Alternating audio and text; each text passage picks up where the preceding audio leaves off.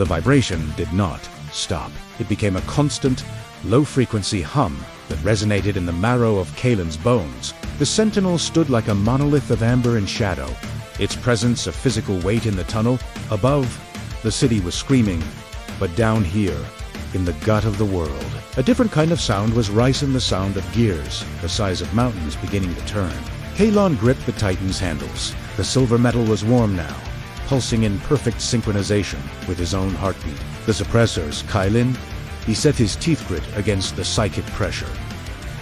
They're trying to flatline the sector. If they succeed, the neural link breaks. I'll be blind. They attempt to silence the song. The Sentinel's voice resonated through the floor, but the song was written before their towers were built. You are the conductor now. Fracturebet, do not listen with your ears. Listen with the lattice. Kalen closed his eyes. He didn't see the dark tunnel. He saw the grid. It was a glowing map of veins and arteries made of white gold light, stretching out from his position beneath the foundry. He saw the Veil's suppressor, Tower Zugli, jagged spikes of black energy piercing the sky, trying to stitch the world into a state of permanent dormancy. Das, Kalen whispered. Can we reach them? The distance is great, the ancient voice replied, and the air is thick with their poison. To strike the towers, we must move through the high-density zones. We will be visible. We will be a beacon. We're already visible, Kalen said, his eyes snapping open. They weren't brown anymore. They were two pits of molten amber. The Sentinel said it. We're no longer hidden. The Sentinel stepped back, its massive form folding and shifting, merging partially with the walls of the tunnel as if it were becoming part of the architecture itself. Go, the Sentinel commanded. The city will hold the ground. You must break the sky. The Titan launched. They weren't just driving, they were falling forward through reality. The motorcycle tore out of the subterranean tunnel, bursting through a wall of rusted corrugated iron and onto the rain-slicked streets of Sector 4. The world outside was a nightmare. The sky was a bruised purple, flickering with the artificial lightning of the suppressor fields. People were collapsed on the sidewalks, clutching their heads as the null waves scrambled their neural chips. Vehicles had stalled, their electronics fried. The only thing moving was the silver streak. Sector 4 main artery, Kalen narrated to himself, his voice sounding distant even to his own ears. 3 miles to the central suppressor tower. Dust. What's our status? Sync rate, 1.4%. Dust, reported. Condition, critical.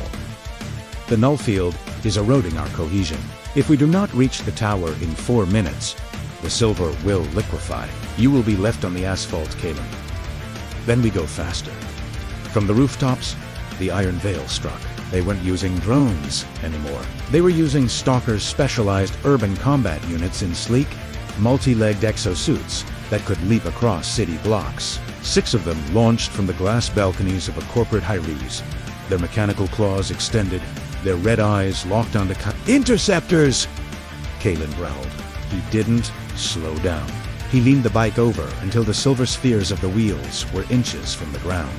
Taking a corner at a speed that should have turned his internal organs to jelly, a Stalker landed on the street ahead of him, its weight cracking the pavement. It raised a heavy railgun, the barrel glowing with blue energy. Dust.